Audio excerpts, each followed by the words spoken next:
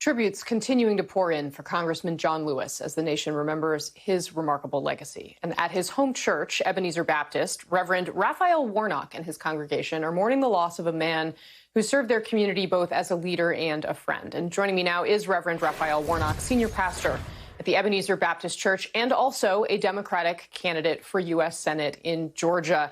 Reverend, thank you so much for coming back on the program. It's great to have you. And I actually want to kind of zero in on the fact that we've spent a lot of time reflecting on John Lewis's life and legacy, but pushing forward, people have mentioned tonight on this program that the Voting Rights Act is something, it was gutted by a Supreme Court decision, and that putting a new one forward could be something that would actually be a material manifestation of Lewis's legacy. Do you think that is possible? Would you call for that? And how would you advocate for it should you be elected to the U.S. Senate? Oh, absolutely. And good to be here with you. Thank you so much. John Lewis was committed, absolutely committed to the right to vote, which he called the most powerful tool in a democratic society. He said that it was almost sacred. He understood that our vote is really our voice, and our voice is about our human dignity. And that's why he was so willing to sacrifice so much for so long. And you really can't celebrate John Lewis without a deep commitment to the American franchise, the right to vote, which preserves all other rights. And ironically, he hailed from a state, my beloved state of Georgia, that is ground zero for voter suppression. And much of that is aided and abetted by the way in which the Supreme Court demolished the Voting Rights Act in 2013. We don't have the protection of pre-clearance. And those who will offer pious platitudes in honor of John Lewis over the next coming days need to get busy in the Congress, renewing the Voting Rights Act. Otherwise, there's a kind of hypocrisy that should not be tolerated by the American people. Georgia, your what you call your beloved home state, also has two Senate races, and we've talked about it from a political perspective over and over again, frankly, in election cycles. But this year does seem to potentially be different. Seems to be a time when, if you can overcome the hurdles that you laid out from a voting perspective, that we could actually see a change from Republican to Democrat, especially given the way African-American voters and frankly, white voters as well are talking about issues of racial justice in the wake of George Floyd's killing. Do you think that national Democrats and others are prepared to come into Georgia in a way that could potentially make a difference for you and for Jon Ossoff being the other candidate running for Senate in Georgia? Well, I think the wonderful thing is that there's a groundswell right here on the grounds in Georgia.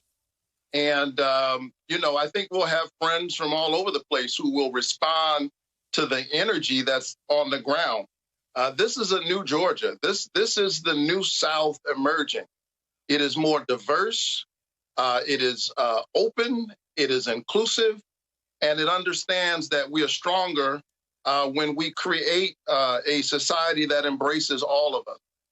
And so I'm excited. We had 1.3 million voters show up in the Democratic primary on June 9th.